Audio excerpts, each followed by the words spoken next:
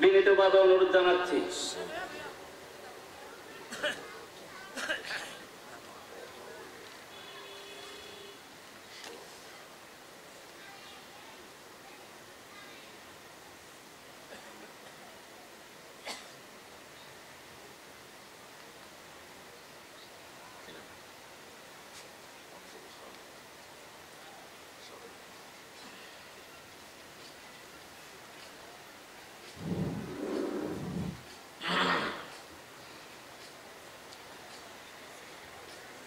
السلام عليكم ورحمة الله وبركاته.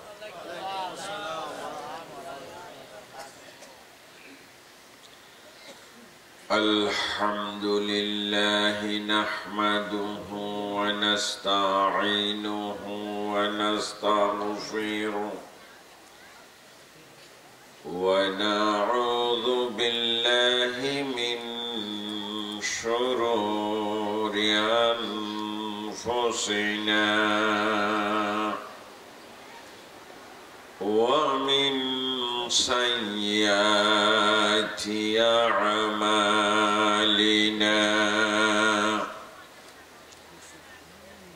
من يهده الله فلا مضل له ومن يضلله فلا هادي له ونشهد أن لا إله إلا الله وحده لا شريك له ونشهد أن سيدنا وحبيبنا ومولانا محمدًا عبده ورسوله الذي أرسله بالحق بشيرا ونذيرا وداعيا إلى الله بإذنه وسراجا منيرا فقد قال الله تعالى في كلامه المجيد الفرقان الحميد أعوذ بالله من الشيطان الرجيم بسم الله الرحمن الرحيم يا أيها النبي قل لأزواجك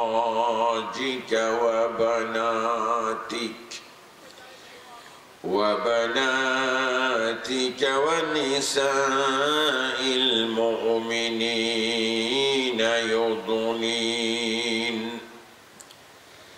يضنين عليهن من جلابيبهن ذلك أدنى أن يعرفن فلا يؤذين وكان الله غفورا رحيما وقال تعالى في شان حبيبه مخبرا وآمرا إن الله وملائكته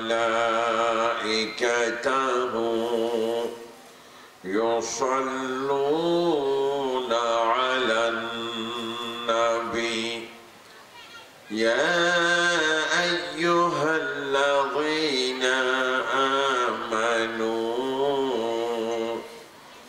صلوا عليه وسلموا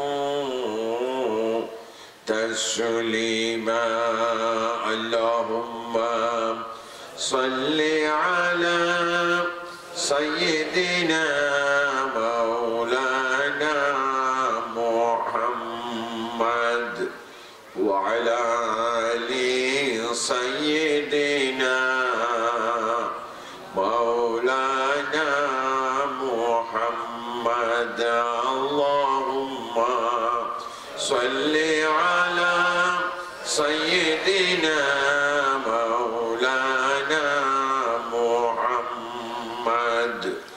وعلى آل سيدنا مولانا محمد بلغ العلا بكماله كشف الدجى بجماله حسنت جميع خصاله صلوا عليه وآله بلغ العلا بكماله كشف الدجى بجماله حسنت جميع خصاله صلوا عليه وآله اللهم صل على سيدنا محمد وعلى آل سيدنا محمد كما صليت على إبراهيم وعلى آل إبراهيم إنك حميد مجيد اللهم بارك على محمد وعلى آل محمد كما باركت على إبراهيم وعلى آل إبراهيم إنك حميد مجيد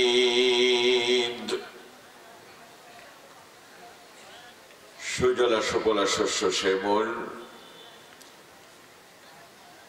আমার প্রিয় জন্মভূমি স্বাধীন সার্বভৌম মাতৃভূমি বাংলাদেশের সৌন্দর্যের অপরূপ লীলাভূমি। একদিকে পাহাড় পর্বত সবুজ বনবনানী সমৃদ্ধ, অন্যদিকে আল্লাহ রাব্বুল আলামিনের সৃষ্টির অপূর্ব নিদর্শন বঙ্গোপসাগরের তরঙ্গমালা পরিবেষ্টিত। পৃথিবীর দীর্ঘতম সমুদ্র সৈকত নগরী আমার প্রিয় জেলা কক্সবাজারের রামু উপজেলার অন্তর্গত রশিদনগর ইউনিয়নের ৪ নম্বর ওয়ার্ড বৃহত্তর পাহাড়তলী ইসলামী সংগঠনের উদ্যোগে আয়োজিত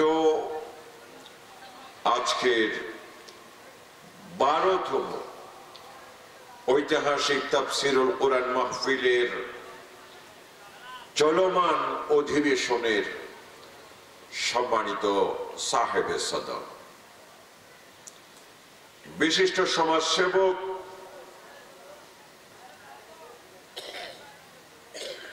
বৃহত্তর পাহাড়তলী ইসলামী সংগঠনের সম্মানিত সভাপতি,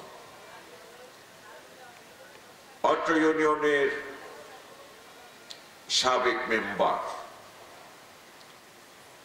আমার অত্যন্ত প্রিয় ভাই জনাব আব্দুল খালেক সাহেব, আজকের মাহফিলের সম্মানিত প্রধান আলোচক,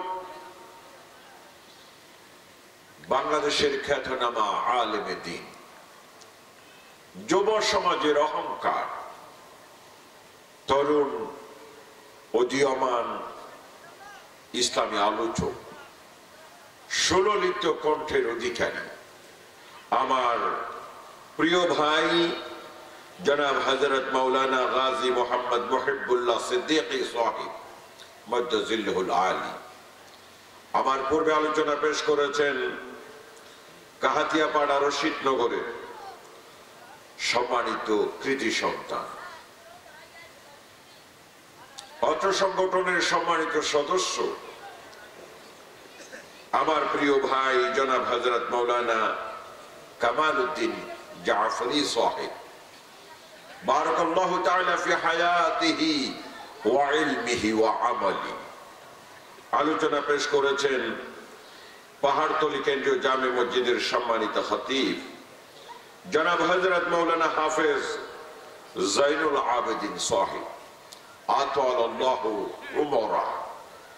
কথা বলেছেন পাহাড়তলী কেন্দ্রীয় জামে মসজিদের সম্মানিত পেশ ইমাম জনাব হযরত মাওলানা আবু তাহির সাহেব সহ সম্মানিত উলামায়ে কেরাম, মুরব্বিয়ানে ইজাম, সমবেত যুবক ভাইগণ, সামনে বসা আমার অনুজ স্নেহধন্য ভালোবাসা প্রিয় আগামী দিনের ইসলামের ঝান্ডাবাহী আমার ছোট্ট ভাইরা, সর্বস্তরে চড়িয়ে চিটিয়ে থাকা মুসলমানগণ, পর্দার অন্তরালে অবস্থানরত আমার দিনদার ইমানদার আল্লাহওয়ালা শ্রদ্ধেয়া মুসলমান মা ও বোনেরা, আসসালামু আলাইকুম ওয়া রাহমাতুল্লাহি ওয়া বারাকাতুহু। আলোচনার শুরুতে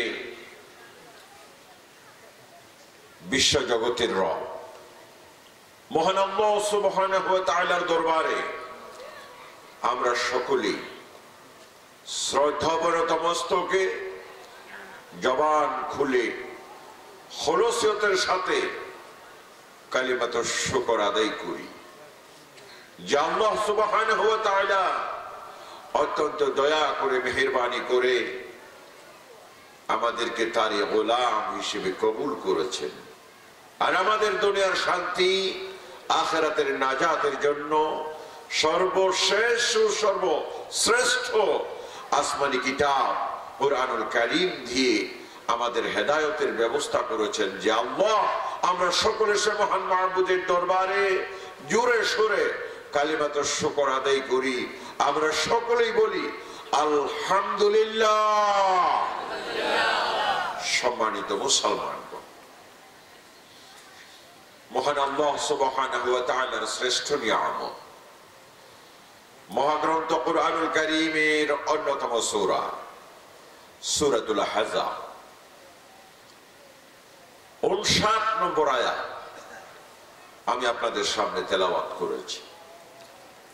আল্লাহ রাব্বুল আলামিন যদি তৌফিক দান করেন, আল্লাহ যদি রহমত করেন, আপনারা যদি দোয়া করেন, সহযোগিতা করেন, অল্প সময়ের মধ্যেই আমার আলোচনার গুরুত্বপূর্ণ কথাগুলো শেষ করার জন্য চেষ্টা করব ইনশাআল্লাহ। আল্লাহ রাব্বুল আলামিনের দরবারে বিনীত কণ্ঠে প্রার্থনা করি, আল্লাহ রাব্বুল আলামিন আমাদের সকলের হেদায়েতের জন্য, ঈমানি মজবুতের জন্য যেই কথাগুলো বলা সবচেয়ে বেশি দরকার, প্রয়োজন, সেই কথাগুলো যেন এই অধম গোলামের জবান থেকে আল্লাহ তাআলা বের করে দেন। সকলে বলুন আমিন। সম্মানিত ভাইগণ, মাহফিল কর্তৃপক্ষ আমাকে একটি বিষয় নির্ধারণ করে দিয়েছে, অত্যন্ত গুরুত্বপূর্ণ একটি বিষয়। বর্তমান সুন্দর বিশ্ব ব্যবস্থা পরিচালনার জন্য আমাদের পরিবারগুলো কোরআন সুন্নাহ মোতাবেক সাজানোর জন্য, ইহকালের শান্তি পরকালের নাজাত লাভের জন্য এই বিষয়টা অত্যন্ত গুরুত্বপূর্ণ একটি বিষয়। ইনশাআল্লাহ আমরা সে বিষয়ের দিকে ধাবিত হচ্ছি। আপনারা যারা আছেন মুরব্বিগণ, ভাইগণ, যুবকগণ, আমরা কোরআনের মাহফিলে বসেছি, ঠিক না? কথা বলেন। কোরআনের মাহফিলে বসার পরে কোরআন থেকে যখন কথা শুরু হয়ে যাবে, কোরআনের কথাগুলো কার কথা? আর একটু জোরে বলেন। আল্লাহর কথা। সুতরাং আল্লাহর কথা যেখানে শুরু, বান্দার কথা সেখানে শেষ। কি বলে? বান্দা এর পরেও যদি কথা বলে আল্লাহর রহমত থেকে বঞ্চিত হবে, মাহরুম হবে, আল্লাহর গজবের শামিল হবে, ঠিক না? মাহফিল কর্তৃপক্ষের ভাইদের বলি, মাহফিল কর্তৃপক্ষের 2-3 জন ভাই, এই যে আমাদের সামনের রাস্তা, এই রাস্তাটা পাহারা দিবেন। মুসলমানগণ মাহফিলে আসবেন, আপনারা পথ দেখিয়ে দিবেন। আর বিশেষ করে আমার এটা কি পূর্ব পার্শ্ব না? এই পূর্ব পার্শ্বে আমি কিছু ছেলেদের আওয়াজ শুনতে পাচ্ছি। পথ থেকে যেন কোনো আওয়াজ মাহফিলে না আসে। আবার একেবারে গলা ধাক্কা মারামারি এগুলো করবেন না। শান্তভাবে, ভদ্রভাবে তাদেরকে মাথায় হাত বুলিয়ে বুঝিয়ে বলবেন যাতে তারা চলে যান। প্রিয় মুসলমানগণ, আসুন আমরা আমাদের মূল বিষয়ে চলে যাই। সময় নষ্ট করার দরকার আছে? আমরা কোরআন এবং সুন্নাহ থেকে আলোচনা শোনার জন্য কষ্ট করে এসেছি, ঠিক না? আপনারা টাকা দিয়ে, পয়সা দিয়ে এই মাহফিলের আয়োজন করেছেন, ঠিক না? ছোট্ট ছোট্ট ছেলে কতগুলো, কিশোর, যুবক, এরা অত্যন্ত কষ্ট করে এই মাহফিলের আয়োজন করেছে, ঠিক না? আপনারা টাকা দিয়েছেন, যুবকরা সহযোগিতা করেছেন, কিশোররা কষ্ট করেছেন, সবকিছু মিলিয়ে আজকের এই মাহফিল। সুতরাং এই মাহফিল গান বাজনার কোন মাহফিল নয়, ঠিক না? তো দুঃখের সাথে বলতে হয়, আজকে আমাদের মাহফিল গুলো প্রায় গানের মাহফিলের মতো হয়ে গেছে, ঠিক না? এখন কিছু বক্তা আছে, এরা এক সময় হুজুরদের পেছনে পেছনে ঘুরে বিভিন্ন মাহফিলে মাহফিলে গান গাইত। কথা বুঝতেছেন? হুজুরদের পেছনে পেছনে ঘুরে গান টান গাইত, 2-4টা কিচ্ছা কাহিনী ওয়াজ শুনছে। এখন ওই গান আর কিচ্ছা মিলাইয়া আন্তর্জাতিক খ্যাতি সম্পন্ন মুফাসসিরে কোরআন হয়েছে। কথা বুঝতে পারছেন নি? এই জাতীয় বক্তার কি অভাব আছে? এক সময় ওয়াজ করতে গেলে এলম লাগতো, আমল লাগতো। এখন আর এলমও লাগে না, আমলও লাগে না। মোবাইল আছে, ইউটিউব খুলে দিলে 2-4টা কিচ্ছা কাহিনী শিখা যায়, সুর শোনা যায়, সুর অনুসরণ করা যায়। পুরা বছর এই কাজেই এরা ব্যস্ত থাকে। আমরা দেখি অনেক সময় খুব লজ্জা লাগে, আলিম পাস করে নাই, ফাজিল পাস করে নাই, এই জাতীয় ছেলে কতগুলো আন্তর্জাতিক খ্যাতি সম্পন্ন মুফাসসিরে কোরআন পড়ে। খুব খারাপ লাগে, কারণ এই জগৎটা একটা পবিত্র জগৎ, ভণ্ড বাটপাটদের জগৎ এটা নয়, ঠিক কিনা? কিন্তু আজকে দুঃখের সাথে বলতে হয়, অবস্থা এমনই হয়ে গেছে। এই জন্য আমার আলোচনা থেকে ইনশাআল্লাহ আমরা কোরআন হাদিসের বাইরে যাব না। যতক্ষণ আছি কোরআন এবং সুন্নাহ থেকে গুরুত্বপূর্ণ কিছু কথা শুনবো ইনশাআল্লাহ। আমরা যা শুনবো আমল করার নিয়তে শুনবো ইনশাআল্লাহ। বিশেষ করে মা বোনদের বলি, মা বোনদের বলি, মাগণ বোনগণ, আপনারা আমার মায়ের জাতি।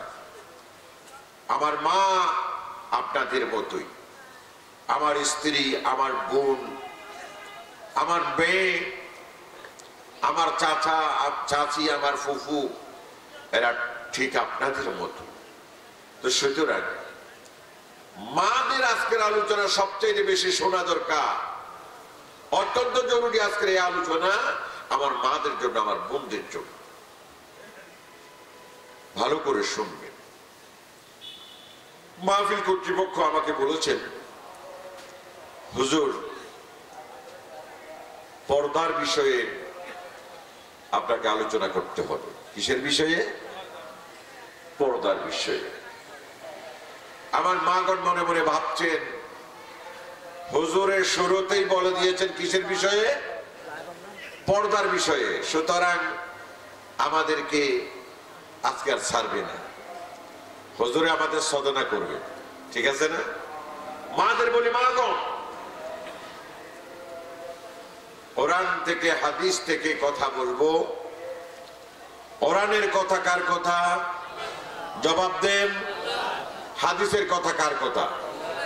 রাসূলুল্লাহ সাল্লাল্লাহু আলাইহি সাল্লামের কথা, ঠিক না? আল্লাহর কথা, রাসূলুল্লাহর কথা মিলিয়ে যদি আলোচনা হয়, সমস্ত মুমিন, নর নারী, পুরুষ মহিলা সকলের শোনা ফরজ, জানা ফরজ, মানা ফরজ, ঠিক কিনা? কোরআন হাদিস জানলে মানলে লাভ আছে নাকি ক্ষতি আছে? লাভ আছে। এই কোরআনে হাদিস সমস্ত পুরুষ এবং নারীকে জাহান্নামের দরজা থেকে টেনে এনে জান্নাতের দরজায় নিয়ে যেতে চায়, ঠিক কিনা? জাহান্নাম থেকে উদ্ধার করে কোরআন এবং হাদিস মানুষদেরকে কোথায় নিয়ে যেতে চায়? জান্নাতে। জাহান্নাম থেকে বের করে জান্নাতের ভিতরে ঢুকাইতে চায় আল্লাহর বান্দা বান্দীদেরকে, ঠিক কিনা? এই জন্য সব বান্দা, সব বান্দি, সব পুরুষ, সব নারী কোরআনের আলোচনা শুনুন, বোঝুন কোরআন কি বলে, হাদিস কি বলে, আর আমরা কি করি। কোরআনের সাথে হাদিসের সাথে আমাদের মিল আছে নাকি নাই জানা দরকার নাই। কোরআনের সাথে যদি আমার পর্দার মিল থাকে, আমার চরিত্রের মিল থাকে, তাইলে আমি ঠিক পথে আসছি, ঠিক কিনা? আর কোরআনের সাথে যদি মিল না থাকে, হাদিসের সাথে যদি মিল না থাকে, তাহলে কি আমরা সৎ পথে আছি? সৎ পথে আছি? সৎ পথে নাই। এই জন্য আমরা চেষ্টা করব কোরআনের আলোকে, হাদিসের আলোকে কথা বলতে। যদি কোরআনের সাথে মিল থাকে তাইলে আলহামদুলিল্লাহ, আর যদি মিল না থাকে, আমরা যদি ইমানদার হই, আমরা তৎক্ষণাৎ আল্লাহর দরবারে ওয়াদা করব, আল্লাহ কোরআনের চরিত্রের সাথে হাদিসের চরিত্রের সাথে আমার চরিত্রের তো মিল নাই, আল্লাহ তোমার কাছে তওবা করি, তুমি মাফ করে দাও। আজ থেকে আমার এই চরিত্র আমি পরিবর্তন করে কোরআনের সাথে মিলাবো, হাদিসের সাথে মিলাবো ইনশাআল্লাহ, ঠিক কিনা বলেন? যদি আমরা মুসলমান হই, যদি আমরা কি হই? মুসলমান হই। আসুন তাহলে শুরু করা যাক। কোরআনুল কারীম থেকে একটি আয়াত আমি তেলাওয়াত করেছিলাম। কত নম্বর আয়াত? 59 নম্বর আয়াত। কোন সূরা? সূরাতুল আহজাব। মুফাসসিরিনগণ এটাকে বলেছেন আয়াতুল হিজাব। আয়াতুল হিজাব। আমি আপনাদের কাছ থেকে মুখস্থ নেব, হাজিরা নেব, হাজিরা। হাজিরা বুঝেন? হাজিরা নেব, খেয়াল রাখবেন। এই আয়াতের নাম কি ভুলে গেছেন? আয়াতুল হিজাব। আয়াতুল হিজাব। আয়াত মানে তো আল্লাহর কোরআনের আয়াত, ঠিক আছে না? হিজাব মানে পর্দা। হিজাব মানে কি? পর্দার আয়াত। তাইলে কোরআন শরীফে এই আয়াতটাকে কি বলা হয়? আয়াতুল হিজাব, পর্দার আয়াত। এই আয়াতের সরল বাংলা তরজমা আমি আপনাদের সামনে বলে দিচ্ছি। আল্লাহ বললেন, ইয়া আইয়ুহান নাবিয়্যু, ইয়া আইয়ুহান নাবিয়্যু, হে আমার প্রিয় দোস্ত, হে আমার প্রিয় হাবিব। নবী করিম সাল্লাল্লাহু আলাইহি ওয়াসাল্লাম কে বলেছেন? আল্লাহ। কারে বলেছেন? আপনারা জবাব দেন না কেন? কথা বুঝেন না? কথা বুঝেন? বুঝা যায়? আমার কথা যদি না বুঝেন তাহলে আমার ঢাকার ফটুয়াকালী হুজুর কিভাবে বুঝবেন? আগে একটু ট্রেনিং নেওয়ার দরকার আছে না? কি বলেন? ট্রেনিং নেওয়ার দরকার নেই তো? শুনেন, আল্লাহ বলেছেন। কারে বলেছেন? আল্লাহর নবীকে। কাকে? ইয়া আইয়ুহান নবী, হে আমার দোস্ত, হে আমার হাবিব, হে আমার নবী সাল্লাল্লাহু আলাইহি ওয়াসাল্লাম।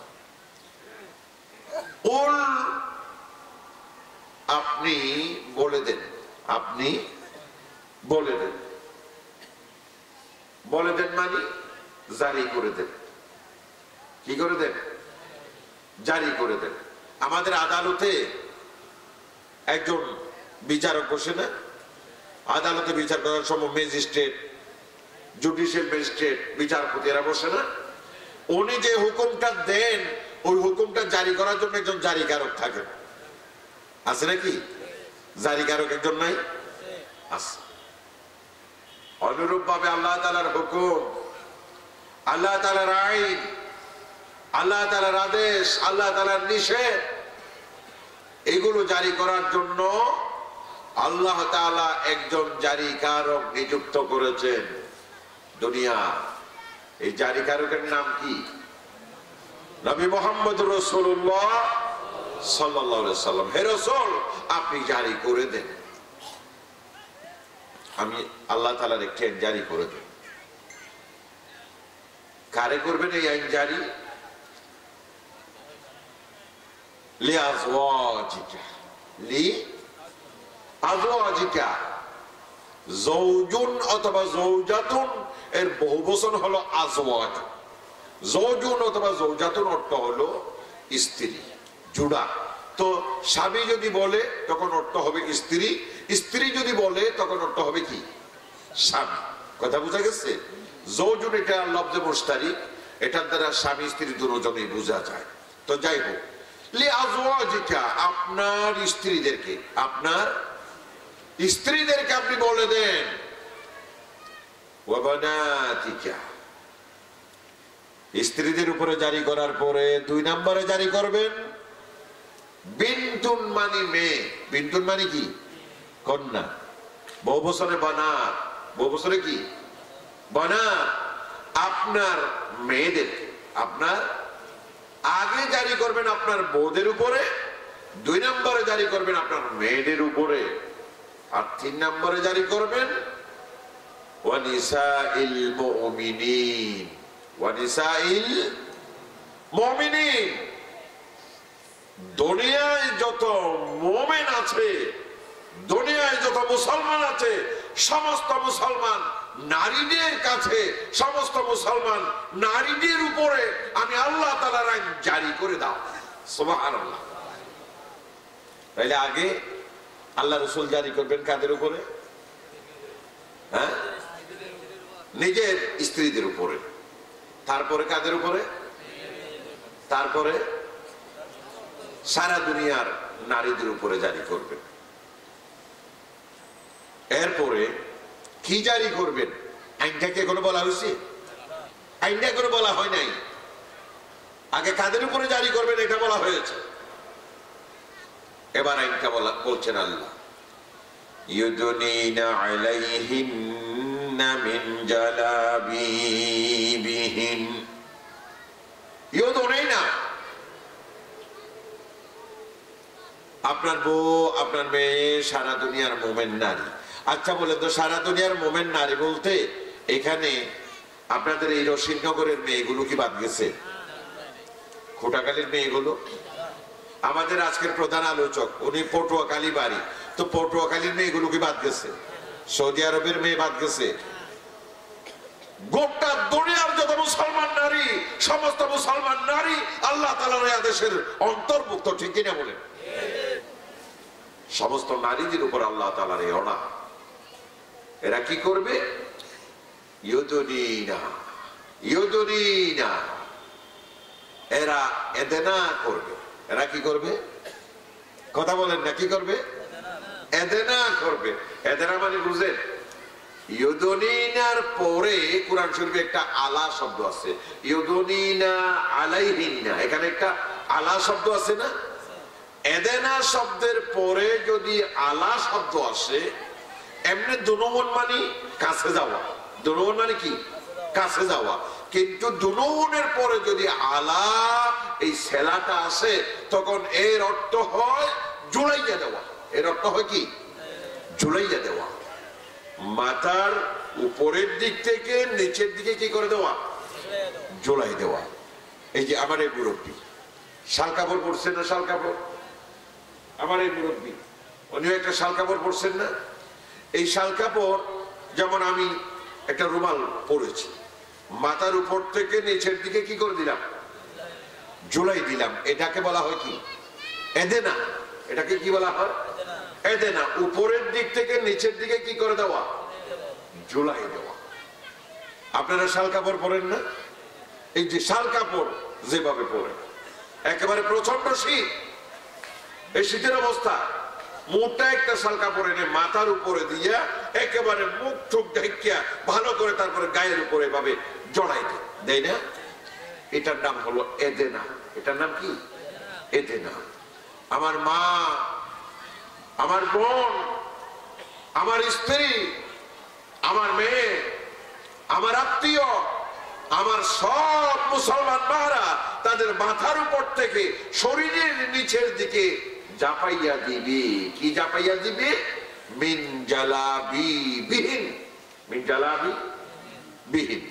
জালাবি এটাও বহু বছর। এটাও কি? এক বছরে কি বলেন তো? জিলবাব। এক বছরে কি? জিলবাব। জিলবাব মানে হইল মোটা চাদর। মোটা, ঠিক শাল কাপড়। শাল কাপড় যেমন ঠিক তেমনি এই জাতের কাপড়কে বলা হয় জিলবাব। এই জাতের কাপড়কে কি বলা হয়? জিলবাব। মোটা চাদর। যে চাদর একটু কি হবে? মোটা। মোটা মানে বুঝেন? আমাদের চট্টগ্রামের ভাষায় কি বলে? দাঁড়ো। দাঁড়ো, ঠিক আছে না? আপনারা তো ঠিকই বুঝে গেছেন, দাঁড়ো হবে, ঠিক আছে না? তার মানে এভাবে দেখলে, এদিক দিয়ে দেখলে ওইদিকের কিছু দেখা যাবে না, ঠিক আছে না? কাপড়ের উপরে পড়লে ভিতরের কাপড় দেখা যাবে না, ঠিক কিনা বলেন? কিন্তু আমার মা গণ এমন কাপড় পরে যে বাইরে উপরে কিছু পড়লেও ভিতরের ফুলের কাপড়, কোথায় কাপড় আছে কোথায় কাপড় নাই, ভিতরের কি অবস্থা সবগুলো জানা যায়, দেখা যায়, বোঝা যায়, ঠিক কিনা বলেন? এই জাতীয় কাপড় নয়। এটাকে জিলবাব বলে না। জিলবাব বলে এমন কাপড় যেটা হবে দাঁড়ো, যেটা হবে মোটা, এই পার্শ্ব দিয়ে দেখলে ওই পার্শ্বে কিছু দেখা যাবে না। এই জাতীয় একটি বড় চাদর, এই জাতীয় একটি বড় কাপড় আপনি শরীরের উপর থেকে, মাথার উপর থেকে নিচের দিকে ফেলবেন। আচ্ছা আপনারা বলেন তো, এই যে আপনারা যারা শাল কাপড় পরেন একেবারে কি টাইট ফিট নাকি একটু ঢিলা ঢালা? কি বলেন? টাইট ফিট নাকি ঢিলা ঢালা? একটু ঢিলা ঢালা না? ঠিক আল্লাহ বলেন একজন নারী জিলবাব পরবে ঢিলা ঢালা। কি? টাইট ফিট নয়, ঢিলা ঢালা।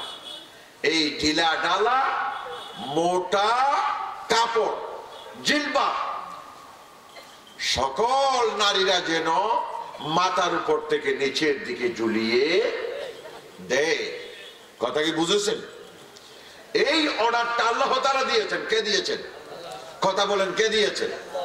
সুতরাং এই অর্ডার মানা, এই আদেশ মানা সমস্ত মুসলমান নর এবং নারীর উপরে জায়েজ আছে। ফরজ কিনা নাকি ওয়াজিব নাকি নফল? বলেন। আচ্ছা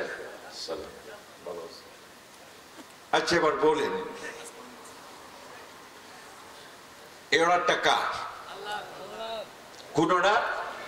মাথার উপর থেকে একটা মোটা চাদর ঢিলা ঢালা ভাবে গায়ের উপরে ফেলে দিতে হবে, যেন শরীরের গলা, বুক, পিঠ, বুক, উঁচু নিচু কিছুই যেন বোঝা না যায়। এই অর্ডারটা কার?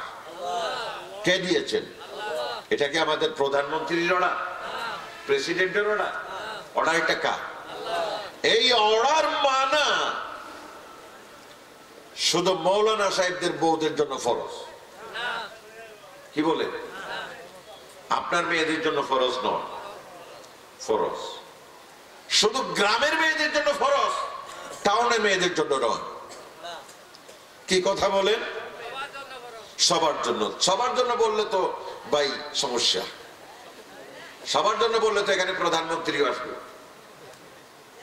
কি বলেন? প্রধানমন্ত্রী কি আল্লাহর এই অর্ডারের বাইরে নাকি ভিতরে? বাইরে নাকি ভিতরে? ভিতরে। ঠিক আছে না? আল্লাহ সুবহানাহু ওয়া তাআলার এই অর্ডার দুনিয়ার কোন নারীকে আল্লাহ রাব্বুল আলামিন এই অর্ডারের বাইরে যেতে দেয় নাই। সমস্ত নারী আল্লাহ পাকের এই অর্ডারের অন্তর্ভুক্ত, ঠিক কিনা বলেন? এই অর্ডার মৌলানা সাহেবের বউ যেমন মানবে, মেয়ে এবং তার বোনেরা যেমন মানবে। একজন নেতা, সেই নেতা ডানপন্থী হোক আর বামপন্থী হোক, উনি যদি মুসলমান নাম দেয়, উনি যদি ইমানদার নাম দেয়, তার বউদের জন্য ফরজ। যত প্রধানমন্ত্রী আসুক না কেন, নারী আসুক না কেন, ওই সকল নারীদের উপর আল্লাহ তাআলা এই বিধান ফরজ করেছেন, ঠিক কিনা? সুতরাং আল্লাহর অর্ডার না মানার অধিকার পৃথিবীর কোন নারীর জন্য নাই, ঠিক কিনা বলেন? সমস্ত নারীদের উপরে আল্লাহ তাআলা এই বিধান ফরজ করেছেন। এই বিধান সব নারীদেরকে মানতেই হবে। এরপরে আল্লাহ সুবহানাহু ওয়া তাআলা বললেন, আমি এই বিধান কেন দিলাম? আমার মহিলারা বলবে আল্লাহ তাআলা আমাদের প্রতি অন্যায় করেছেন। আল্লাহ তাআলা আমাদের প্রতি অন্যায় করেছেন। পুরুষদের জন্য একটু মুঠা কাপড়ের ব্যবস্থা করেন নাই, আর আমাদের উপরে এত বিধান আল্লাহ তাআলা কেন ছাপাই দিলেন? আমার মাদের একটি প্রশ্ন থাকতে পারে, কারণ শয়তান কিন্তু বসে নাই। আছে নাকি? শয়তান বসে আছে নাকি?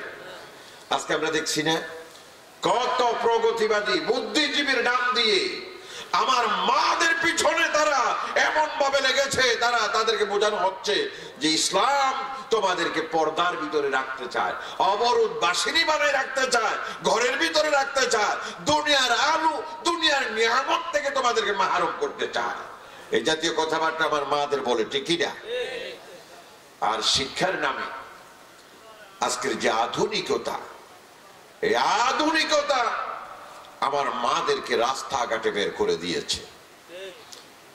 শহরে দেখতাম এক সময়, টাউনে, চট্টগ্রাম শহর, ঢাকা শহরে দেখতাম মহিলারা জনসভায় যায়, মিছিল করে, ঠিক না?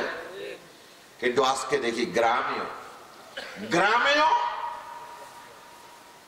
এক শ্রেণীর রাজনৈতিক সভা, তাদের সামনের সারিতে মহিলাদের বসে, ঠিক কিনা? মহিলারা হাজার হাজার জনগণের সামনে এসে ভাষণ দেয় না?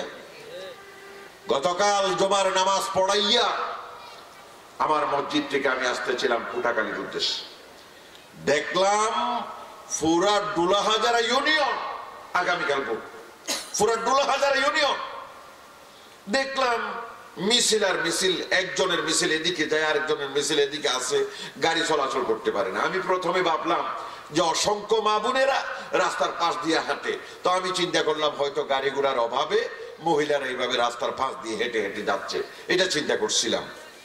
কিন্তু অনেকক্ষণ পরে খেয়াল করলাম আমাদের গাড়ি যখন তাদেরকে অতিক্রম করে যাচ্ছে, দেখা যায় এক থাকে যে মহিলাদের সামনে মহিলার একটা ব্যানার ধরে আছে, আর তারা তালা তালা স্লোগান দিচ্ছে।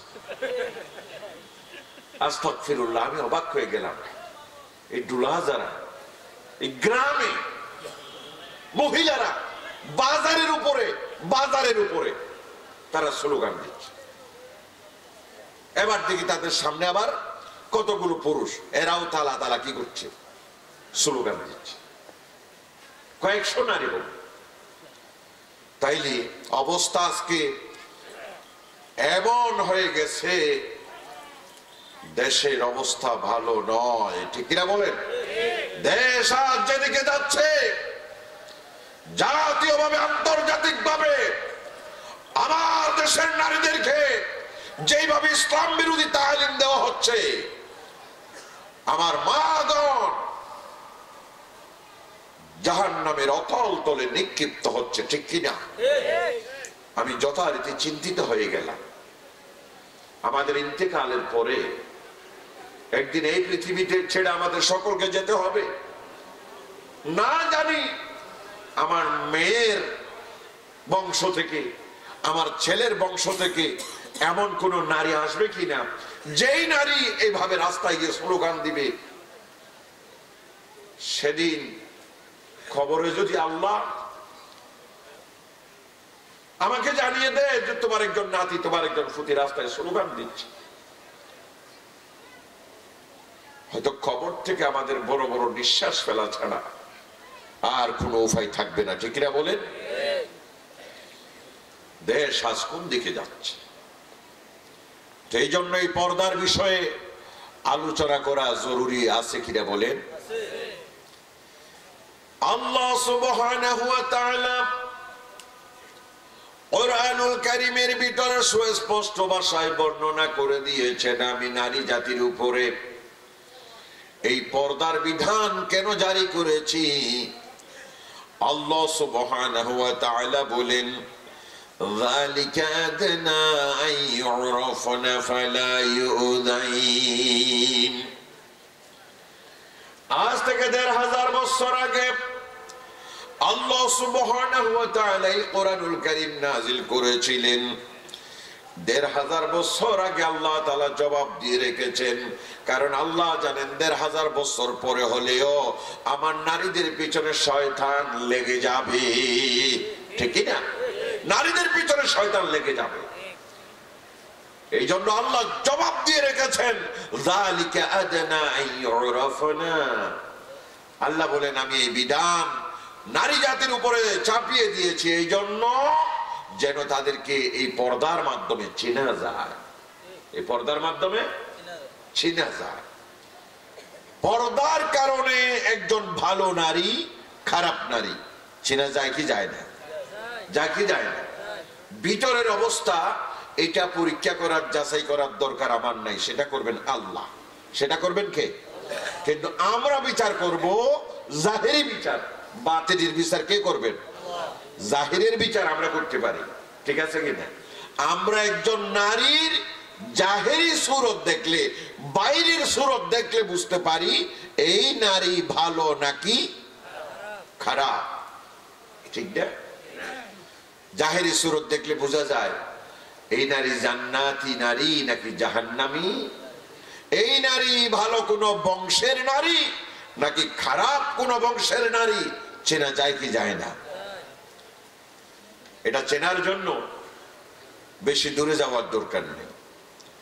নাদিরুজ্জামান হাই স্কুলের গেইটে যান, ঈদগাঁও ফরিদ আহমদ কলেজের গেইটে যান, আলমাসিয়া মাদ্রাসার গেইটে যান, জব্বারিয়া মাদ্রাসার গেইটে যান। মেয়েরা স্কুলে প্রতিষ্ঠানে আসার সময়, ছুটি দেওয়ার সময় এক শ্রেণীর লম্পট গুন্ডা বখাটে এরা মেয়েদের নানা ধরনের টিটকারি মারার জন্য, ইফটিজিং করার জন্য, মেয়েদের সাথে হাসাহাসি করার জন্য এরা পথের মুদায় মুদায় মুদায় মুদায় বসে থাকে, দাঁড়াই থাকে, ঠিক কিনা? ২-৪ জন বখাটে মিলছে। মেলার পরে দেখে একজন মহিলা আসছে, তার একেবারে প্রস্তুত, রেডি, কারণ তাদের মন মতো একটা জিনিস আসতেছে, ঠিক আছে না? তাদের মন মতো একটা জিনিস আসতেছে। এখন ওই মহিলা হেঁটে যায় আর এরা গান শুরু করে। এরা হয়তো একটা সোনাবুক মেলাবার বুদিকি আছে নাকি নাই, অথবা একজন আরেকজনের সাথে মস্কারা করে, খারাপ কথা বলে, অবৈধ কথা বলে। এখন মহিলাও আস্তে আস্তে মুসকি মুসকি হাসে।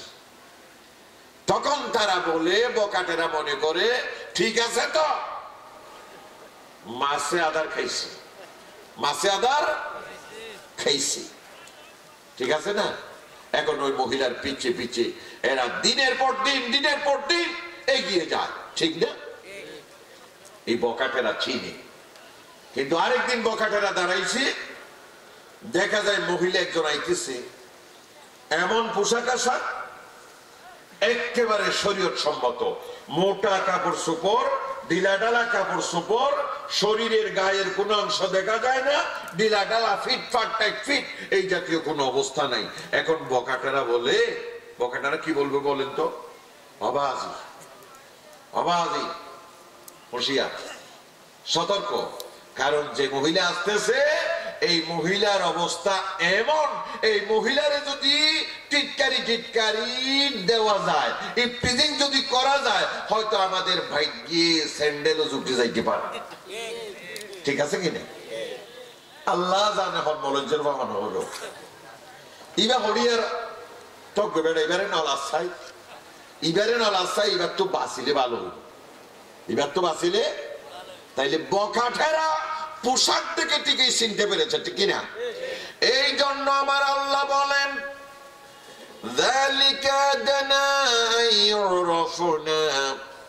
আমার আল্লাহ বলেন, আমি আল্লাহ পর্দার ব্যবস্থা করেছি। ও নারী, তোমাকে পর্দা আবৃত থাকার জন্য বলেছি, পর্দার ভিতরে ঢুকে যাওয়ার জন্য বলেছি। এই জন্য তোমার পর্দা, তোমার কাপড় চোপড় দেখে যেন তুমি যে একজন ভালো মেয়ে, তুমি যে একজন মুসলমানের মেয়ে, তুমি যে একজন আল্লাহওয়ালা মেয়ে, তুমি যে একজন জান্নাতি মেয়ে, সেটা যেন চেনা যায়। আল্লাহু আকবার। কার কথা? কার কথা? ১৫০০ বছর আগে আল্লাহ তাআলা জবাব দিয়ে রেখেছে। এরপরে ২ নম্বর জবাব আল্লাহ দিলেন,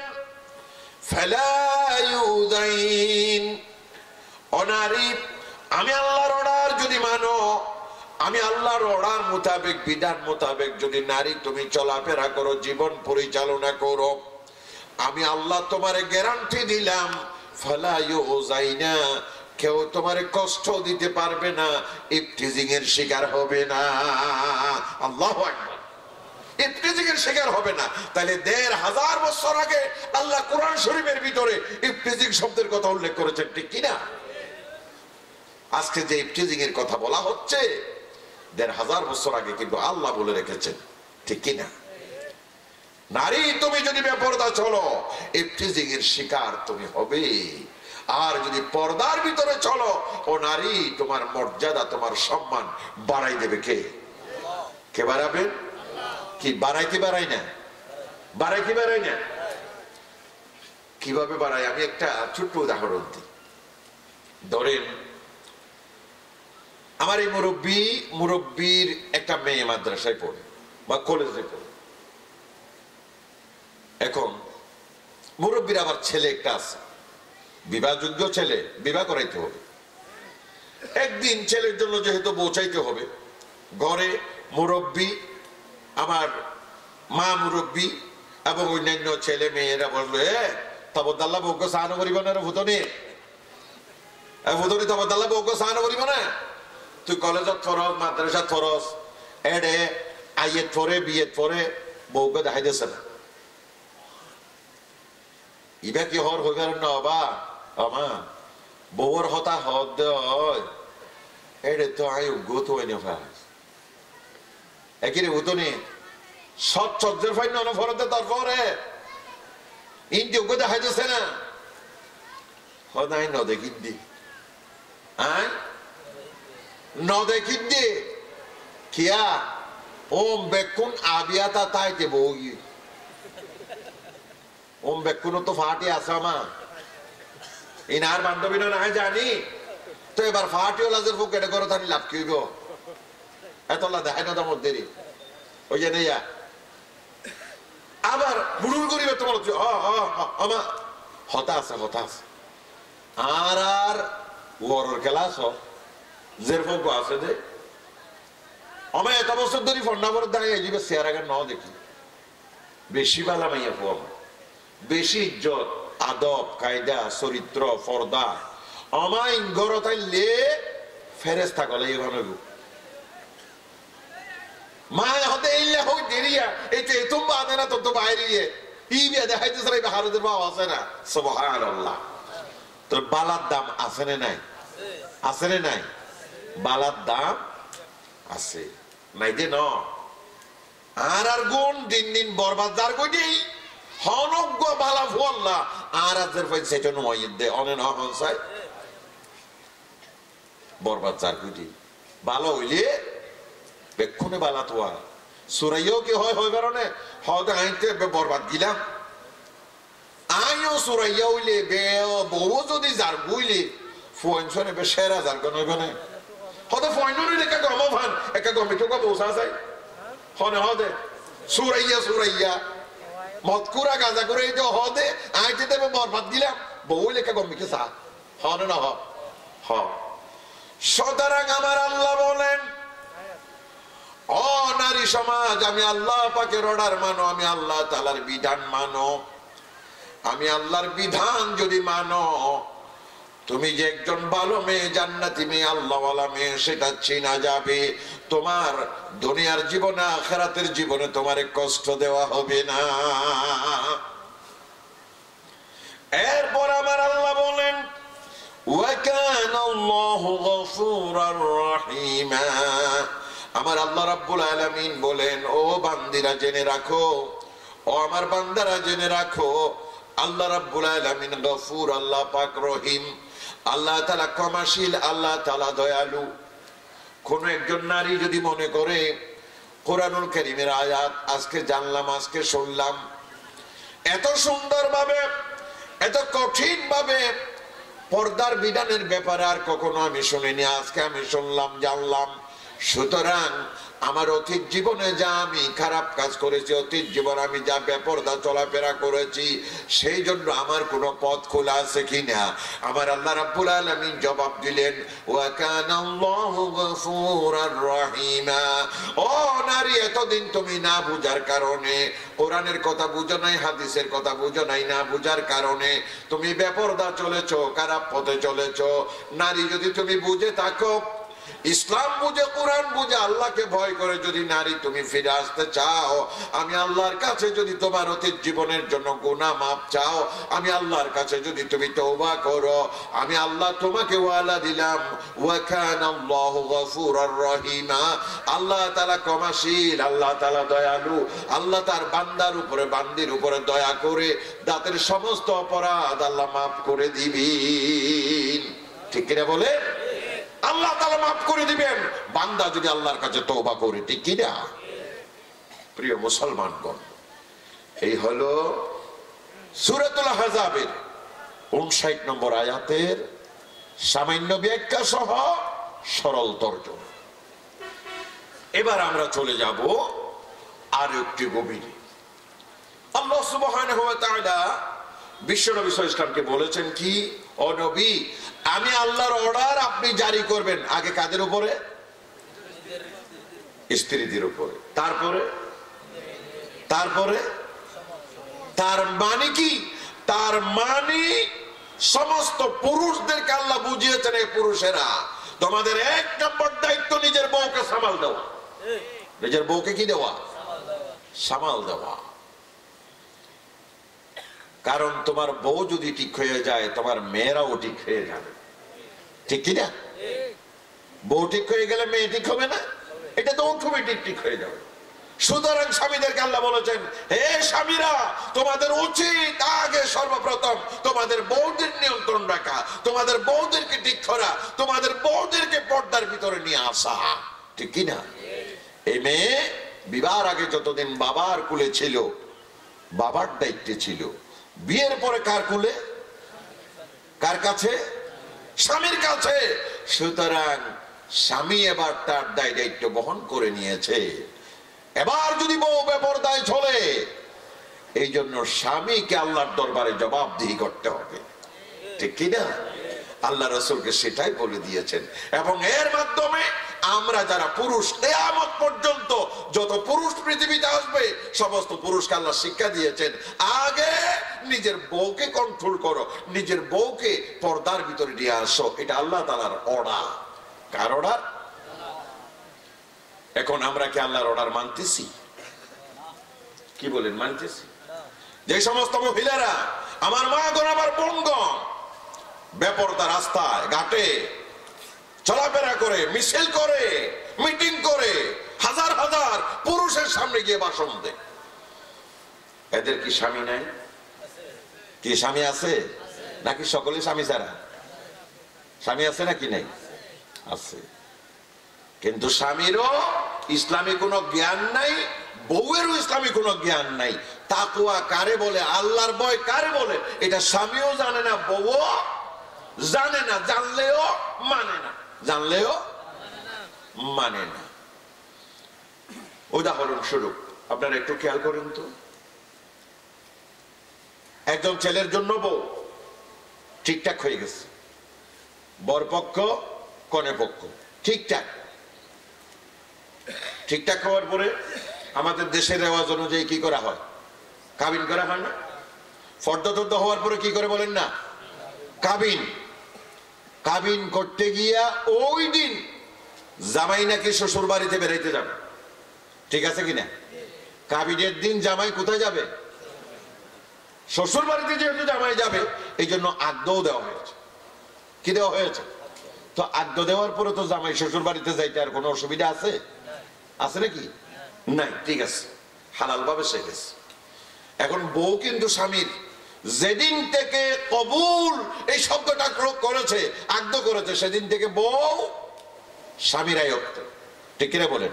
যদিও বা বউ এখনো কার বাড়িতে? বাবার বাড়িতে, কিন্তু তার দায় দায়িত্ব জিম্মাদারি সব কার উপরে এসে গেছে?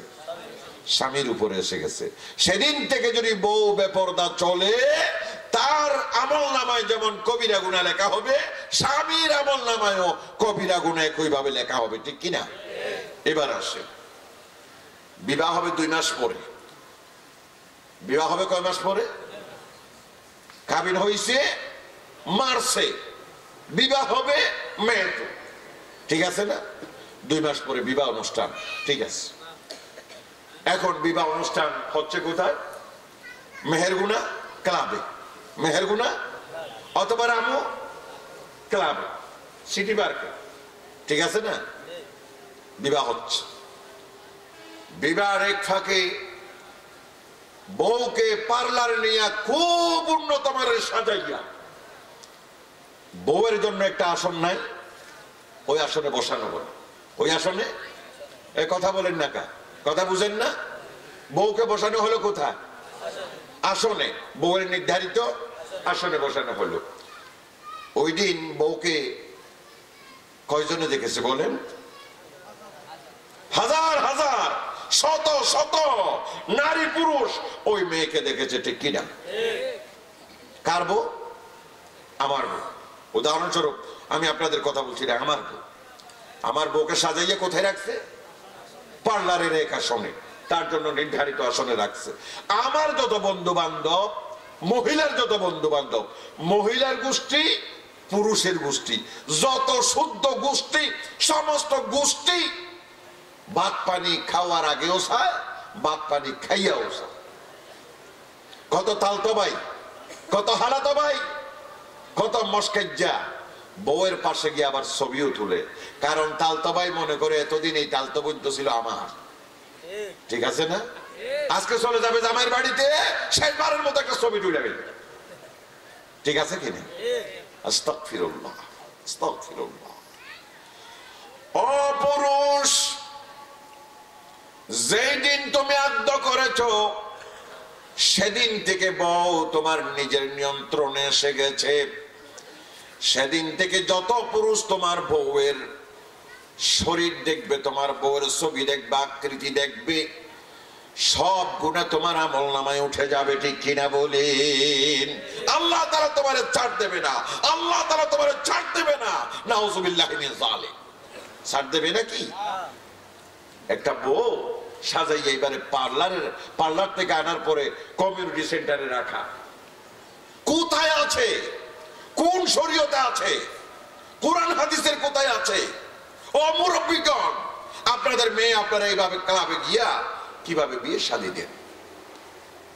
ক্লাবে নিয়ে যান, আমি না নিতে বলবো না, কিন্তু ক্লাবের নির্জন কক্ষে, নির্জন রুমে আপনার মেয়েকে রাখতে হবে, যেখানে কোনো পুরুষ যাইতে পারে না, এমন জায়গায় আপনাকে রাখতে হবে।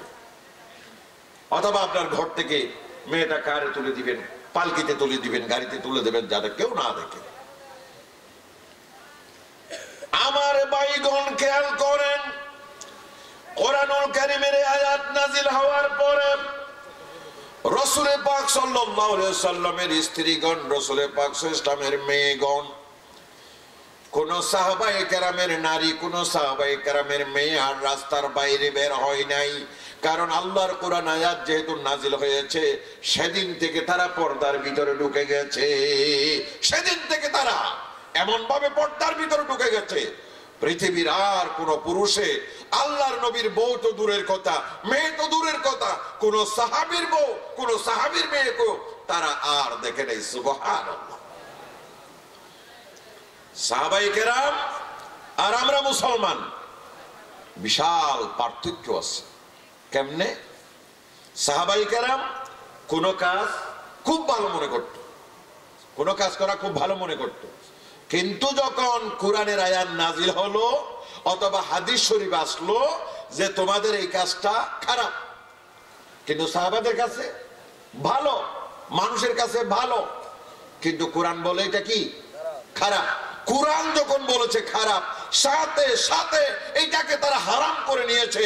আর তারা দুই নম্বর কথা বলে নাই, চিন্তা করে নাই, যেহেতু আল্লাহর কোরআন বলেছে হারাম, আজ থেকে আমাদের কি বলতে হারাম। ঠিক কিনা বলেন তো? তার একটা উদাহরণ আমি দিই। রাসূলুল্লাহ সাল্লাল্লাহু আলাইহি ওয়াসাল্লামের সাহাবায়ে কেরামের যুগে এরা মদ খাইত। কি খাইত?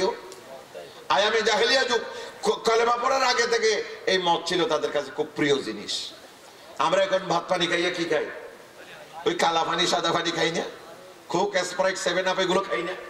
এই যে যেমন এগুলো আভিজাত্যের ব্যাপার, আরবের আভিজাত্যের ব্যাপার ছিল, এরা কোনো কিছু খাইয়া যত দামি মদ খাইতে পারে তত আভিজাত্য। ঠিক না হুজুর? এই অভ্যাস তাদের মাঝে ছিল।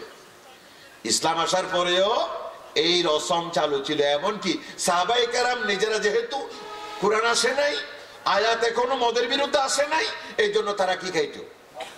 তখনও তারা মদ খাইত। সাহাবায়ে কেরাম মদ খাইত। আল্লাহ রাসূল সাল্লাল্লাহু আলাইহি সাল্লামের কাছে যখন কোরআনুল কারীমের আয়াত নাজিল হয়ে যায়, ইন্নামাল খামারু ওয়াল মাইসিরু ওয়াল আনসাবু ওয়াল আজলামু রিজসুম মিন আমালিশ শাইতান ফাজতানিবুহু লাআল্লাকুম তুফলিহুন। আল্লাহ রাব্বুল আলামিন বলে দিলেন, যাবতীয় মদ, গাঁজা, আফিম, মুরফি থেকে, ইয়াবা থেকে, যত ধরনের মদ, সব মদ আল্লাহ তাআলা হারাম করে দিয়েছেন। জুয়া খেলা আল্লাহ নিষিদ্ধ করে দিয়েছেন। লটারি লটারি লটারি যদি লাগিয়া যায় 40 লক্ষ টাকা, আমাদের দেশে আছে নাকি নাই? কত মুসলমানের ছেলে এই লটারির টিকিটের জন্য পাগল হয়ে যায়, আছে নাকি নাই? হদে 1000 টিকিট লইলে 10 টিয়ার ধরে 10,000 টিয়া জাত দিরি, 1000 খান টিকিট লইলে একখানো না বাজিব না। কি একখানো না বাজিব না? হদে এক কাম বাজিলে তো হামদ দুইলা হাম ধইয়ে লটারিল্লা ফলুজা করে না যা। আমার আল্লাহ বলেন, যাবতীয় মদ, জুয়া এবং লটারি, মূর্তি পূজা, ছবি ঠুলা, আল্লাহ রাব্বুল আলামিন বলেছেন রিজসুম মিন আমালিশ শয়তান। শয়তানের কোন কাজ ভালো আছে নাকি? শয়তানের কোন কাজ ভালো আছে? কিন্তু এই সাইটটি হলো শয়তানের কাজের ভিতরে সবচাইতে নিকৃষ্ট কাজ। আল্লাহ বলেন এই চাইটি। কথা বোঝা গেছে? সুতরাং হে মানুষ, সফলতা যদি চাও, দুনিয়ার শান্তি, আখিরাতের নাজাত, বেহেশত যদি চাও, ফাজতানিবুহু, এই চারটি কাজ থেকে তোমরা দূরে সরে যাও। কার কথা? আল্লাহর কথা। আল্লাহ রাব্বুল আলামিন বললেন, মদ তোমাদের উপর হারাম করা হয়েছে। অথচ এই মদ খাওয়া সাহাবায়ে কেরামের খুবই প্রিয় কাজ। সাহাবায়ে কেরাম যত বেলা খাদ্য খায় তত বেলা মদ খায়। প্রত্যেক ঘরে গড়া গড়া মদ। গড়া গড়া কি? যজ্ঞ হয় গড়া, ইতারা ফানি হাইড্রোজেন মদ না, বুঝো? এইলা গড়া গড়া ফরাইয়া মদ। কিন্তু আল্লাহ রাব্বুল আলামিন যখন কোরআনুল কারীমের আয়াত নাজিল করে দিলেন, তাদের অত্যন্ত প্রিয় খাদ্য, তাদের অত্যন্ত আদরের খাদ্য এই মদ, কিন্তু আল্লাহ রাব্বুল আলামিন যখন বলে দিলেন, হে আমার সাহাবায়ে কেরাম, হে আমার বান্দারা, এই মদ আমি আল্লাহ তাআলা হারাম করেছি, আর সাহাবায়ে কেরাম কোনো চিন্তা করে নাই। আল্লাহ যেখানে হারাম করে দিয়েছে, আমাদের যতই প্রিয় জিনিস হোক, আমরা সেটার খাবো না, ধারে কাছেও যাব না। সাহাবায়ে কেরাম ঘর থেকে কলসি কলসি মদ এনে রাস্তায় ঢেলে দিল। মুহাদ্দিসিনে কেরাম বলেন, ঐতিহাসিকরা বলে, এমন ভাবে মদ ঢেলে দিল যেন আরবের রাস্তায় রাস্তায়, মদিনার রাস্তায় রাস্তায় যেন মদের বন্যা শুরু হয়ে গেছে। মদের বন্যা শুরু হয়ে গেছে। এইভাবে করে তারা কি করেছে? আল্লাহ কোন জিনিস হারাম করেছে, তারা আর চিন্তা করে নাই। আল্লাহ হারাম করেছে, সুতরাং আমাদের আর কোনো যুক্তি নাই, তৎক্ষণাৎ তারা হারাম। এটা হলো সাহাবাদের চরিত্র। আর আমাদের চরিত্র কি? হাজারো বার যদি বলা হয় আল্লাহ হারাম করেছে, আল্লাহ হারাম করেছে, শয়তানরা আমাদেরকে আবার যুক্তি দিয়ে বোঝায় এগুলো ঠিক হয় নাই। এগুলো কি হয় নাই? ঠিক হয় নাই। এই হলো সাহাবায়ে কেরাম এবং বর্তমান মুসলমানদের ভিতরে পার্থক্য। ঠিক কিনা বলেন? আমার ভাইগণ, কথা বলতে চেয়েছিলাম কি, কুরআনুল কারীমের এই আয়াতুল হিজাব, পর্দার আয়াত যখন নাজিল হয়, তৎক্ষণাৎ সমস্ত মহিলারা ঢুকে গেছে পর্দার ভিতরে, আর কাউকে কোনোদিন দেখা যায়নি। আল্লাহ রাসূলের ইন্তেকালের পরে জঙ্গে জমল, অস্ত্রের যুদ্ধে মুসলমানদের দুই গ্রুপের ভিতরে বিরাট সংঘর্ষ হবে। মুসলমানদের দুই পক্ষে ভুল বুঝাবুঝির কারণে হযরত ওসমান হত্যার একটি বিষয়ে সামান্য ভুল বুঝাবুঝির কারণে মুসলমান দুই ভাগ হয়ে গেছে। কয় ভাগ? মুসলমান দুই ভাগ হয়ে গেছে। দুই ভাগ এমন ভাবে হয়ে গেছে, এক ভাগের সাথে আরেক ভাগের যুদ্ধ শুরু হয়ে যাবে। হযরতে বিশ্ব নবী মুহাম্মদুর রাসূলুল্লাহ সাল্লাল্লাহু আলাইহি সাল্লামের স্ত্রী আয়েশা রাদিয়াল্লাহু তাআলা আনহা, আমাদের মা উম্মুল মুমিনিন, তখনও তিনি জীবিত আছেন। উম্মুল মুমিনিন আয়েশা রাদিয়াল্লাহু তাআলা আনহা এক পক্ষ থেকে যুদ্ধের ময়দানে হাজির হলেন। যদিও বা তিনি এক পক্ষের নেতৃত্ব দিয়ে গেলেন, কিন্তু ওনার উদ্দেশ্য হলো রাসূলে পাকের বউ যদি জিহাদের ময়দানে হাজির হয় তাইলে জিহাদ বন্ধ হয়ে যাবে, মুসলমানদের রক্তক্ষয়ী যুদ্ধ বন্ধ হয়ে যাবে। এটা ছিল ওনার মূল উদ্দেশ্য। যদি জানে সাহাবায়ে কেরাম রাসূল আসে নাই, কিন্তু রাসূলে পাকের বউ জিহাদের ময়দানে হাজির, সুতরাং কেউ যুদ্ধ করতে সাহস পাবে না। ঠিক না? হযরত আয়েশা রাদিয়াল্লাহু তাআলা আনহা যুদ্ধের ময়দানে গেলেন কি অবস্থায়? একটা উটের উপরে বা ঘোড়ার উপরে, ওই উটের উপরে আবার পালকি। ওই উটের উপরে কি? পালকি।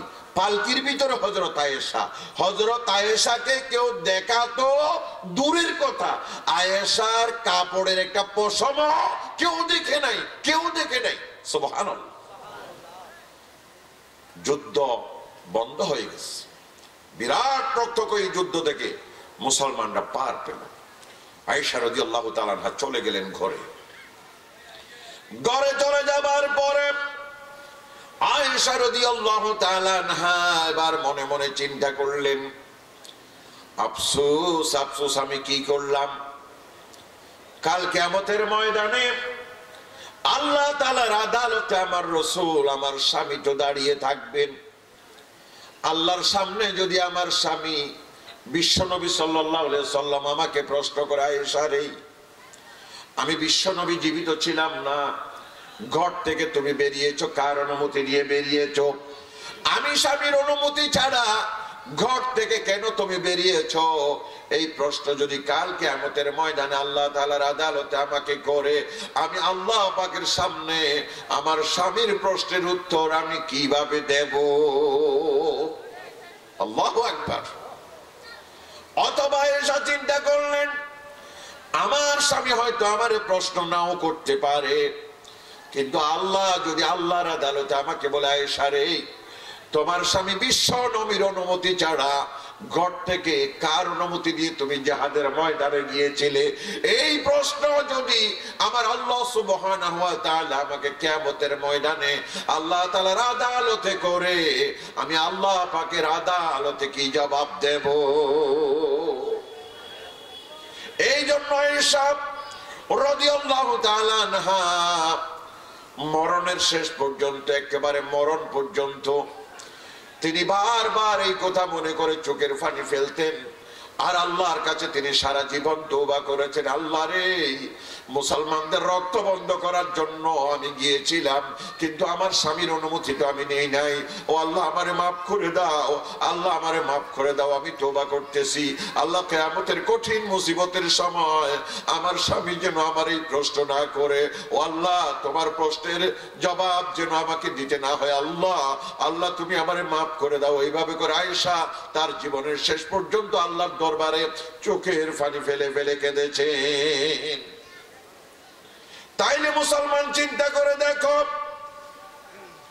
সামান্য স্বামীর অনুমতি না নিয়ে জিহাদের ময়দানে গেছেন বলে, যুদ্ধের ময়দানে গেছেন বলে, অথচ আয়েশার শরীর কেউ দেখে নাই, কাপড়ও দেখে নাই, চোপড়ও দেখে নাই, কাপড়ের একটা পশম একটা সুতাও কেউ দেখে নাই। তারপরও স্বামীর অনুমতি না নিয়ে ঘর থেকে কেন বের হলেন? এই জন্য যদি সারা জীবন তিনি আল্লাহর দরবারে কান্নাকাটি করে তওবা করে, ও আমার মা গণ, ও আমার বোনেরা, আজকে আপনারা স্বামীর অনুমতি ছাড়া ঘর থেকে কত মার্কেটে, কত সমুদ্রে, কত দোকানে, কত হোটেলে আপনারা দিন কাটাচ্ছেন, রাত কাটাচ্ছেন, কোথায় কার সাথে টেলিফোন করছেন, কত ধরনের পরকীয়া প্রেমে আবদ্ধ হয়ে যাচ্ছেন। স্বামী বেচারা বিদেশে কষ্টের পর কষ্ট করে টাকা টাকা পাঠায় আপনার কাছে, টাকার মুদা পাইয়া আপনি বিরাট আকারের স্মার্টফোন নিয়া যেভাবে পরকীয়া প্রেমে লিপ্ত হয়ে গেছেন, পর পুরুষের সাথে কথা বলায় লিপ্ত হয়ে গেছেন, তালতো ভাই খালাতো ভাই পুরানা প্রেমিকের সাথে যেভাবে লিপ্ত হয়ে গেছেন, স্বামীকে না বলে ঘর থেকে যেভাবে বাপের বাড়ি, যেভাবে মার্কেটে, যেভাবে হোটেলে, যেভাবে সমুদ্র চলে যাচ্ছেন, কাল কিয়ামতের ময়দানে ও মা, ও নারী, আল্লাহ যদি প্রশ্ন করে, দুনিয়ার সব আইনকে ফাঁকি দেওয়া যাবে, কিন্তু আমার আল্লাহর আইনকে ফাঁকি দেওয়া যাবে না। ঠিক কিনা বলি? আমার আল্লাহর আইনকে ফাঁকি দেওয়া যাবে না।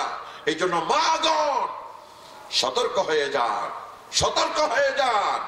আল্লাহ তাআলা কখনো আপনাদেরকে ছাড় দেবে না, আল্লাহ তাআলা কখনো ছাড় দেবে না। আজকে ক্লাবে, এই যে কমিউনিটি সেন্টারে আপনার বউকে কতজন পুরুষে দেখে, যত পুরুষে দেখে তত পুরুষের আমল নামায় কবিরা গুনাহ। 1000 পুরুষে দেখলে 1000 কবিরা গুনাহ ওই নারী একজনের আমল নামায় যোগ হচ্ছে, আবার 1000 কবিরা গুনাহ তার স্বামীর আমল নামায় যোগ হচ্ছে। ঠিক কিনা? 1000 কবিরা গুনাহ ওই নারীর বাম্মার আমল নামায় যোগ হচ্ছে। ঠিক কিনা? সুতরাং একজন নারীকে এইভাবে ক্লাবে, কমিউনিটি সেন্টারে দেখা, আমার মুরব্বীগণ, আমার বাপ ও আমার ভাইগণ ও আমার মুরব্বীগণ, নেতা, অনেক নেত্রী শ্রেণীর মানুষেরা আমার এই মঞ্চে আছেন, আপনারা দয়া করে এই ব্যাপারে ব্যবস্থা নিন। আপনার বউ তো আপনার জন্য জায়েজ, আপনার বউকে শুধু আপনি দেখবেন, এত হাজার পুরুষকে কেন দেখালেন? আর স্বামীও কি করে জানেননি? বউ যদি একটু মোটা সোটা সুন্দর পাইলে, নিজের বন্ধু বান্ধব যত আছে, বেড়া কি জিনিস ফাই সাগাইছে না বাজি, কি জিনিস ফাই, আর কোয়ালর ফট কেন এত ডক নাকি না? আছে না নাই? আছে। এই জন্য দুনিয়ার মুসলমানগণ, আমার আল্লাহ সুবহানাহু ওয়া তাআলা কুরআনুল কারীমের ভিতরে বলছেন, ওয়াকরনা ফি বুয়ুতিকুন্না, ওয়ালা তাবাররাজনা তাবাররুজাল জাহিলিয়াতিল উলা।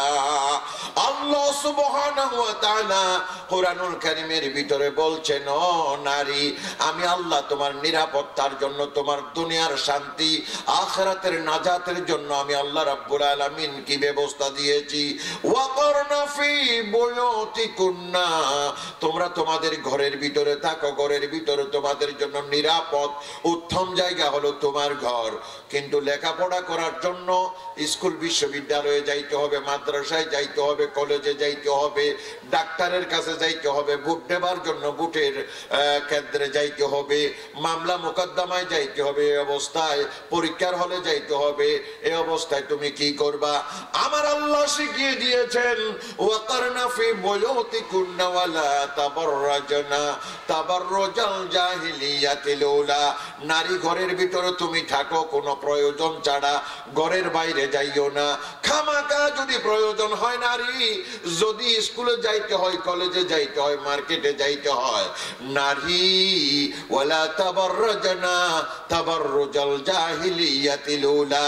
জাহিলি যুগের নারীরা যেমন টাইট ফিট কাপড় চোপড় পরে পুরুষদেরকে দেখানোর জন্য বের হতো, ও নারী তোমার সৌন্দর্য প্রকাশ করার জন্য, তোমার বুক দেখার জন্য, তোমার পিঠ দেখার জন্য, তোমার পেট দেখার জন্য, তোমার বাহু দেখার জন্য, তোমার পাছা দেখার জন্য টাইট ফিট কাপড় চোপড় নিয়ে খবরদার তুমি ঘর থেকে বের হবে না। ঢিলা ডালা জিলবাব পরে, মোটা কাপড় পরে তুমি ঘর থেকে বের হবা। কারণা কারণা আল্লাহ সুবহানাহু ওয়া তাআলার অর্ডার। আমার ভাইগণ, কোরআনুল কারীমের আয়াত নাযিল হওয়ার পরে রাসূল পাক সাল্লাল্লাহু আলাইহি ওয়াসাল্লামের মহিলারা এমন ভাবে ঘরের ভিতরে ঢুকে গেছেন। হযরত ফাতিমাতুজ যোহরা রাদিয়াল্লাহু তাআলা আনহা মৃত্যুর আগে আগে নিজের স্বামীকে বলছেন, ও স্বামী ধন, আমার আব্বাজানের ভবিষ্যৎবাণী অনুযায়ী আমার মরণের সময় কাছে এসেছে। আমার ইন্তেকালের পরে আমাকে দিনের বেলায় দাফন দিও না, আমাকে রাতের বেলায় দাফন দিও। আল্লাহু আকবার। দিনের বেলায় দাফন দিবে না, দাফন দিবা কখন? রাতের বেলায় অন্ধকারে। হযরত আলী রাদিয়াল্লাহু তাআলা আনহু বললেন, ও ফাতেমা, তুমি রাসূল পাকের কলিজার টুকরা মেয়ে, রাসূল পাকের লক্ষ লক্ষ সাহাবায়ে কেরাম আছেন, তুমি যদি ইন্তেকাল করো, সাহাবায়ে কেরাম তোমার জানাজার নামাজ পড়ার জন্য হাজির হয়ে যাবে। ও ফাতেমা, রাতের আঁধারে যদি দাফন দেওয়া হয়, ওই সময় মাইকও নাই, মোবাইলও নাই, টেলিভিশনও নাই, কিচ্ছু নাই। আছে নাকি? আছে নাকি? কিচ্ছু তো নাই, খবর দেওয়া সম্ভব না। এই মাত্র 10-15 জনে জানাজার নামাজ পড়বে রাতের বেলায়, আর দিনের বেলায় ফিরে লক্ষ লক্ষ মানুষ জানাজার নামাজ পড়বে। আর তোমার যদি রাতের বেলায় দাফন দেওয়া হয়, তাইলে দিনের বেলায় হাজার হাজার প্রশ্নের জবাব আমি কিভাবে দেব? হযরত ফাতেমা বলেন, আমার আমলের কারণে পরকালে আমার কবরের জীবন, আমার পরকালের জীবন আমার আমলের উপরে নির্ভর করে, কারো জানাজার উপরে নির্ভর করে না। লক্ষ লক্ষ মানুষ জানাজার ময়দানে হাজির হবে, আমার দরকার নাই। ও আমার স্বামী আলী রে, আয়াতুল হিজাব পর্দার আয়াত নাজিল হওয়ার পর থেকে আমরা এমন ভাবে পর্দানসীন হয়ে গেছি। এই ফাতেমা রাসূল পাকের মেয়ে, লম্বা নাকি বেটে সারা জীবনে কোনো মানুষ দেখে নাই, হালকা নাকি মোটা কেউ দেখে নাই, ফর্সা নাকি কালো কেউ দেখে নাই। শুধুমাত্র স্বামীরে তুমি দেখেছো, আমার আব্বাজান বিশ্ব নবী ইসলাম দেখেছে, আমার 2 সন্তান হাসান হোসেন দেখেছে। এই পৃথিবীর জমিনে আমি ফাতেমার শরীর লাল নাকি কালো, হ্যাংলা নাকি মোটা, লম্বা নাকি বেটে কেউ দেখে নাই। সুবহানাল্লাহ। ও আলী রাদিয়াল্লাহু তাআলা, দিনের বেলায় যদি আমি ফাতেমারে দাফন দাও, যখন খাটিয়ার উপরে আমার মরা লাশ শুয়ে দেওয়া হবে, হাজার হাজার মানুষ জানাজার নামাজ পড়বে, খাটিয়ার উপরে যখন দেখা যাবে আমি ফাতেমার দেহ, মরা দেহ, অনেকে অনুমান করবে রসুল পাকের মেয়ে মোটা ছিল, আবার কেউ বলবে রসুল পাকের মেয়ে লেডা ছিল, কেউ বলবে রসুল পাকের মেয়ে লম্বা ছিল, আবার কেউ বলবে রসুল পাকের মেয়ে বেটে ছিল। আমার ইন্তেকালের পরে আমার শরীর নিয়ে কেউ এমন মন্তব্য করুক, এই কলঙ্ক নিয়ে আমি আল্লাহর দরবারে যেতে চাই না। ও স্বামী, এই জন্য আমার দিনের বেলায় দাফন দিও না, আমাকে রাতের আধারে দাফন দিয়ে দিও। আল্লাহু আকবার। কি পর্দা! এরাই তো রসুল পাকের মেয়ে। এই জন্য মাগণ, ও মারা, ও বোনেরা, আলেম ওলামা কোরআন হাদিসের আলোচনার মাধ্যমে আপনাদের কোনো ক্ষতি করতেছে না, আপনাদের বদনাম করতেছে না, বরং জাহান্নামের দুয়ার থেকে টেনে টেনে আপনাদেরকে জান্নাতে নিতে চাই। ঠিক কিনা বলেন? ও মাগণ, ও বোনগণ, জেনে নাও, যদি রসুল পাকের মেয়ের সাথে জান্নাতি হতে চাও, রসুল পাকের স্ত্রী আয়েশার সাথে যদি জান্নাতি হতে চাও, ও মা, পর্দার বিধান মানো, পর্দার বিধান মানো, আল্লাহর বিধান মানো। যদি আয়েশার মতো, ফাতেমার মতো জীবন গড়তে পারো, আর আল্লাহকে যদি বলো, আল্লাহ আমি রসুল পাকের মেয়ের সাথে জান্নাতে যেতে চাই, আমি রসুল পাকের স্ত্রী আয়েশার সাথে জান্নাতে যেতে চাই, তাইলে ও মা, আয়েশার মতো জীবন গঠন করো, ফাতেমার মতো জীবন গঠন করো। ঠিক কিনা বলেন? এভাবে জীবন গঠন করতে পারলে মুসলমানদের জন্য লাভ আছে। ঠিক কিনা বলেন? ও মা, আজকে তুমি যে টাইট ফিট কাপড় চোপড় পরে যাও, কয়জনের বউ আছে যাদের বউয়ের শরীর পরপুরুষে দেখে নাই? লম্বা নাকি বেটে প্রত্যেকে জানে, এটা অমুকের বউ। ফিগার দেখলে চেনা যায়, পোশাক আশাক দেখলে চেনা যায়, এটা অমুকর অমুকর বউ। ঠিক কিনা বলেন? তাইলে ও দুনিয়ার মুসলমানগণ, আজকে আমরা যেভাবে শরীর প্রদর্শন করে বেড়াচ্ছি, যেভাবে শরীর প্রদর্শন করে বেড়াচ্ছি, এই শরীর প্রদর্শন কাল কিয়ামতের জন্য আমাদের জাহান্নামের ওসিলা হয়ে যাবে। মরণের পরেও যদি ফাতেমার শরীর লম্বা না বেটে, লেড়া না হ্যাংলা, এটা যদি অনুমান করবে এটা যদি কলঙ্ক হয়, তাহলে আমাদের দেশে কত মানুষ মরে। ঠিক কিনা? কত মানুষ মরে না? হুজুর একজন মরছে, চেয়ারম্যান সাহেব মরছে, চেয়ারম্যান সাহেব দুইবারের চেয়ারম্যান। ঠিক আছে না? কত মানুষ তাকে ইজ্জত করে, সম্মান করে, শ্রদ্ধা করে, ভালোবাসে, আদর করে। এখন চেয়ারম্যান সাহেব তিনি মারা গেলেন, হাজার হাজার পুরুষ যেমন দেখতে আসে এই চেয়ারম্যানের মরা শরীর, তেমনি হাজার হাজার নারীও লাইন ধরে তার শরীর দেখে। ঠিক কিনা? অথচ আল্লাহ তাআলার কসম, আল্লাহ তাআলার কসম, একজন মানুষের মরা দেহ একজন নারী দেখতে পারে না, একজন নারীর মরা শরীর একজন পুরুষে দেখতে পারে না। নাজায়েজ, হারাম, হারাম, হারাম। যেই নারী এবং যে পুরুষ একজন আরেকজনকে বিবাহ করতে পারে, একজন নারী একজন পুরুষ তারা একজন আরেকজনকে কি করতে পারে? বিবাহ করা জায়েজ। যেমন একজন মহিলা মারা গেছে, তার একজন চাচাতো ভাই আছে। কি ভাই আছে? চাচাতো ভাই। মহিলার বয়স 80 বছর, চাচাতো ভাইয়ের বয়স 50 বছর। এখন মহিলা মারা গেছে, চাচাতো ভাই বলে, এটা আমার বড় বোন, এটা আমার কি বোন? বড় বোন, আমাকে দেখতেই হবে। অথচ চাচাতো জ্যাঠাতো ভাই বোনের মধ্যে বিবাহ জায়েজ আছে কিনা? আছে কিনা? যাদের ভিতরে বিবাহ করা জায়েজ, জীবিত কালেও মরণের পরেও তাদের সাথে কথা বলা হারাম, না জায়েজ। এমনকি সালাম দেওয়াও হারাম। সালাম দেওয়াও কি হারাম। উদাহরণস্বরূপ, আমার মা মারা গেলেন, আমার মা মারা গেলেন, 80 বছর বয়স, মারা গেলেন। আমি আমার মাকে মরা শরীরটা রাখার পরে মহিলারা দেখতেছে। এখন কতগুলো পুরুষ আসছে, ওই যে পুরুষটা আসতেছে ওই পুরুষটা আমার মার চাচাতো ভাই, অথবা জ্যাঠাতো ভাই, অথবা মামাতো ভাই। এখন আমি যদি বলি, মামু আমার মার মরা শরীর অনেক কি নইব, জায়েজ নইব, তাই বেটা নো আমল উত্তর দে। আর বই নি আরে কোলা হাতল লই ফিরত করি মানুষ গুজে দে, আজিয়া বলে হাই আর বইন শরীর ন চাইতাম, আজে বলে আর কোন চাইলে মনে তো গুণ হইব এখন হদেয়া দেখকে চড়ে মলয়ের অর্ধেক করে ফেলে দিই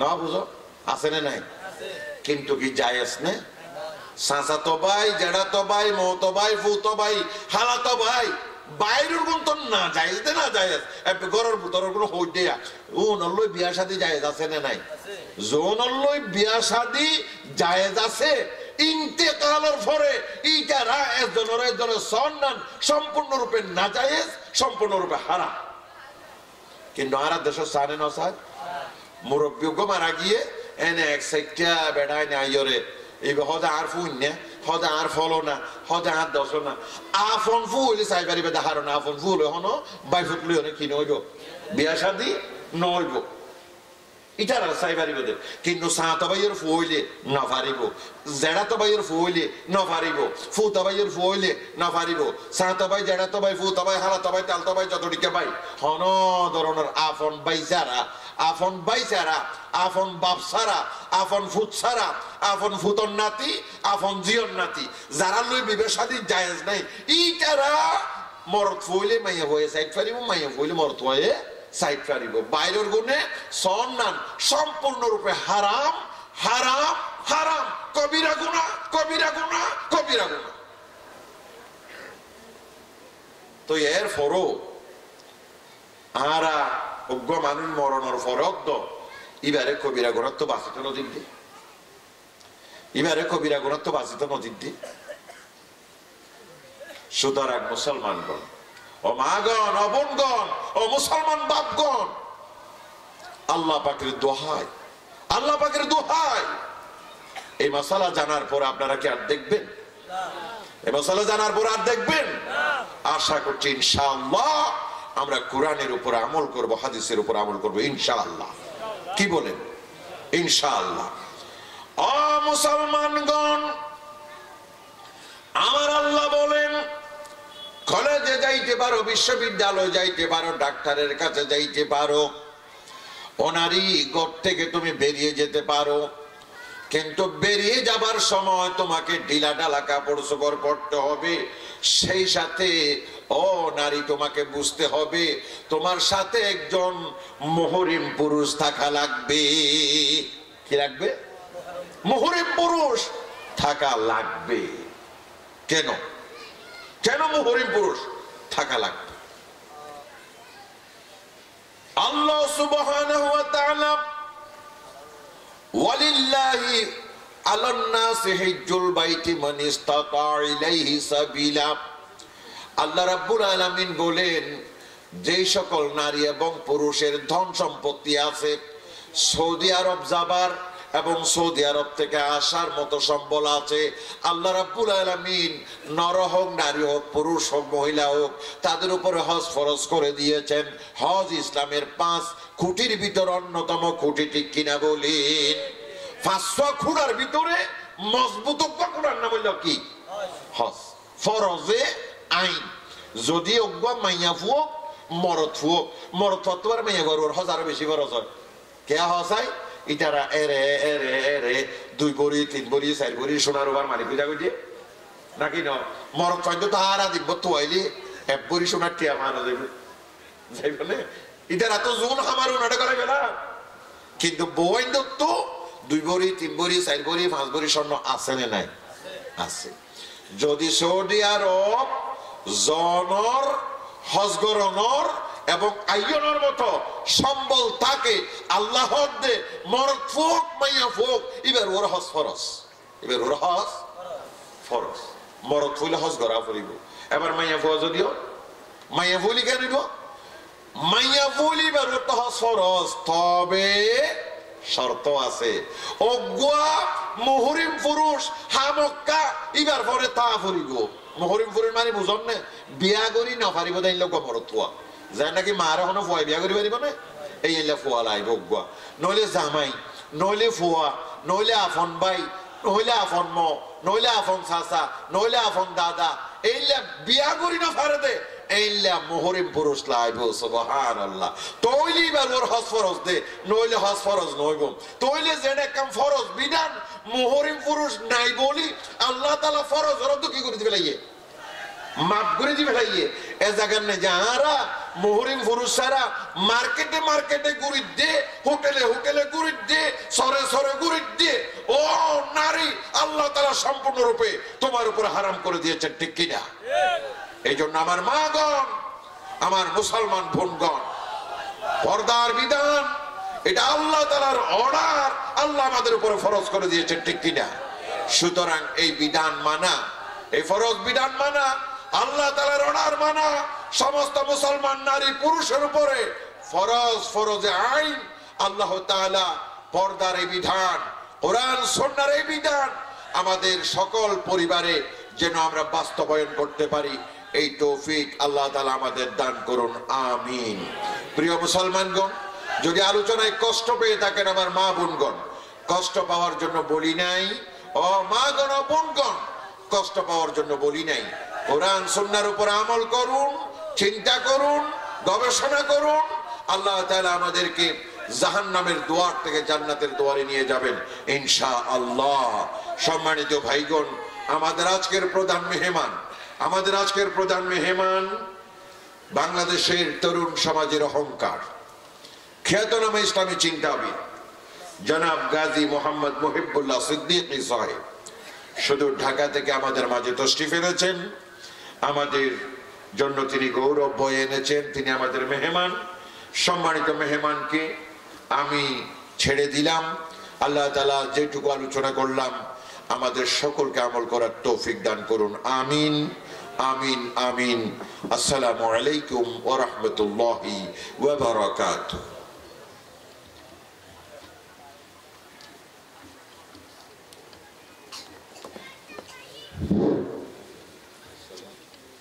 বীর সংগ্রামী সর্বস্তরের শান্তিপ্রিয় মুসলিম তাওহীদি জনতা বৃহত্তর পাহাড়